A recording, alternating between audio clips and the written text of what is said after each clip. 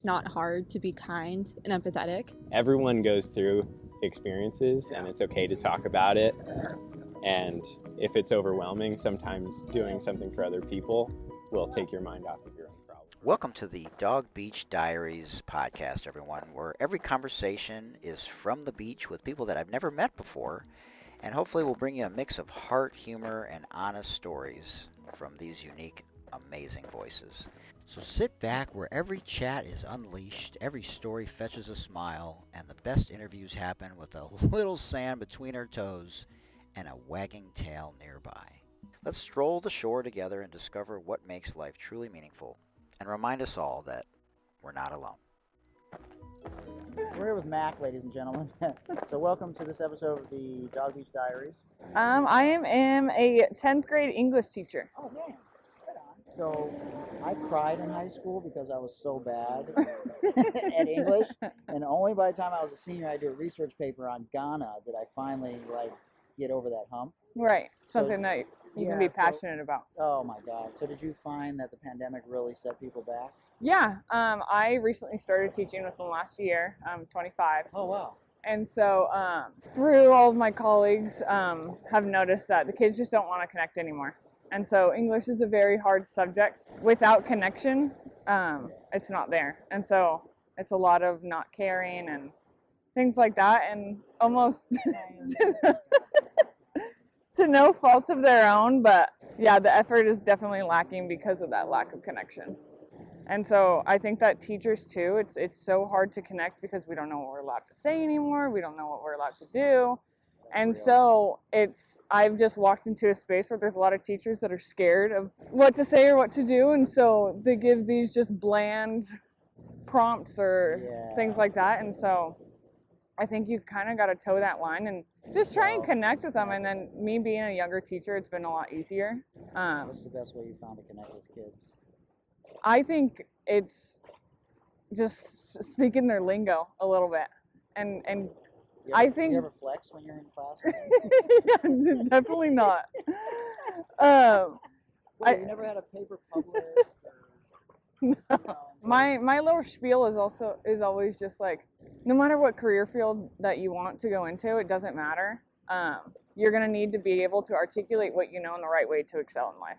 And so I might not be using geometry ever, but no matter what field, if I'm going to be a scientist, if I'm going to be a marine biologist, to get that promotion, I got to be able to articulate what I know in the right way, and that's when you're coming to terms and using that English class. So just being able to relate and be like, I know it seems mundane sometimes going to school. You gotta prove you can do that 9 to 5, but I think that just relating it to something that they care about is the only way that you gotta push through and figure it out. What's your superpower? Probably being able to talk. being able to try and find meaning in any little thing. You have an English podcast? No, I do not. I don't know. I don't got time. It takes this is a 5-minute interview. Right. Yeah. I mean, I finally am on summer break, and but I haven't had a day off since February. I work 5 days a week doing that, and then 3 days a week. So. Oh, wow. No, 0 days off at all. I work at 4 today. So what have you learned from your second job where you're around people a lot? It's the same as teaching. You just Relatability. You gotta relate. You gotta wrangle them in. You just gotta be a listening ear. Everyone's just trying to find a connection in their everyday life. Did you play sports growing up? Yeah, soccer and a little bit of softball. Okay. Mostly soccer, but I got an injury, so shattered my growth plate. Yeah. Soccer? No, on a trampoline. Yep, and so I got a steel plate, but You wouldn't know it. So if you had to relive a day over again, that was the best day of your life, which day would you relive exactly the way it was? I don't know. I think that day by day it's different. This little guy right here he's my first dog ever. Oh, wow. He just turned 3. Aww. And so I feel like little interactions, so it's like just taking the effort and the time to spend time with this little guy is anything that I think of trying to come to mind is with him. Is there anything from your past that you feel like helped you be the best version of yourself today that you've been through that somebody else might learn from? I think growing up with a single mom taught me a lot. I had to grow up very fast, and sometimes she thinks that that was a disadvantage, but I very much think that it was to my own advantage. I'm 25. I'm working on my graduate degree right now. I'm in a successful long-term relationship, working towards a future with somebody, and I think that watching her live through some of her mistakes, thankfully I didn't have to make those on my own. And so I think that one thing about my past is some people think being an only child or a product of divorce is a disadvantage, but I think 100%, like you were saying before, it's like a superpower almost. So if you could have dinner with one person, past or present, dead or alive, that you've never met before, who would you have dinner with? My dad's grandma. Yeah, no. From what I heard, she was a very wise and simple woman, but I think kept in that. touch with your dad, they just Yes, my dad is remarried to my stepmom.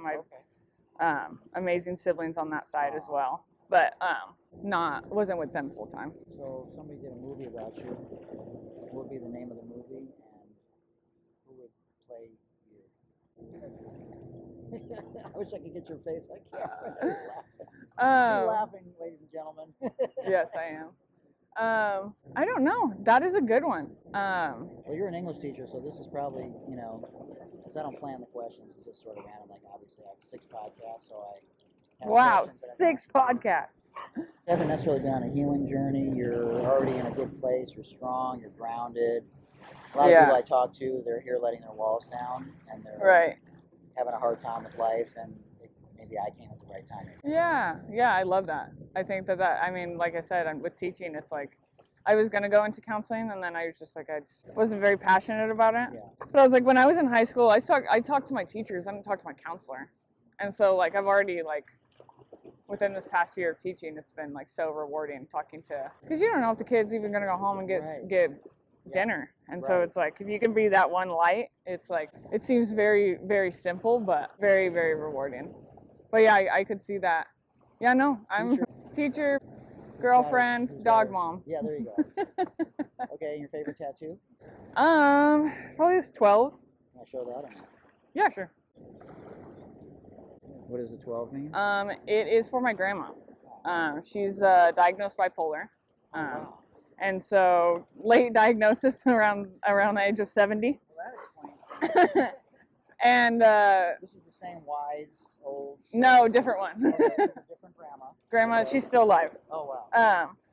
But she was having a manic episode and decided to get a tattoo at 70, and she got this 12 on her arm, first tattoo, and the meaning behind it. One of her best friends is definitely should be in a home, but her husband chooses to take care of her, and he's like nobody. I told her that nobody would. Like see her in that vulnerable state, X, Y, and Z, and so he changes her diaper 12 times a day, his wife, and so she got this, and I got it for her. I said, I love you 12 times a day. I'd do the same for you. Aww, that's so sweet. Yeah, so That's I definitely dad's side or mom's side? Mom's side. Yeah. Mom talks to her. Mm-hmm. What's But your love language? my love language is words of affirmation. I show it in acts of service. Okay, so it's different for what you like to give versus what you like to receive. Yes. How does he handle that? It's been a challenge. We're actually reading the 5 love languages together right now. Just to create a deeper. Wash his car for him. Mm-hmm. Does he like that? I've done it before. I don't know. We're trying to figure that out. Does he know what his love language is? Not really. I mean, Wow. he's a simple man. I think quality time more than anything. Almost everybody, one of the two, will say physical touch. Yeah. I mean, it's one of mine for sure, but like I said, English teacher, I talk a lot. I need words back, so. Yeah, that's so cool. Well, yeah. That was amazing. What's up, my guy? Good to see you, bro. All right, anything else? What are your plans this summer besides, Just hanging out with my dog, working. Gonna visit family in Washington. Washington State? Mm-hmm. Okay. Now, where do you see yourself in 5 years? Ideally, within 5 years. Master's degree. Higher ed? Close to being tenured. No, I have no want to go past teaching high school. Well, that was amazing, and thanks so much again to Mac and her dog, which I forgot to ask the dog's name.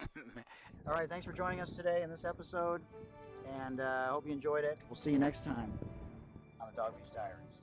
And to everybody out there, if you're going through it, just remember you're not alone. You can always dial 988. It is a free phone call, and the world is absolutely a better place with you in it.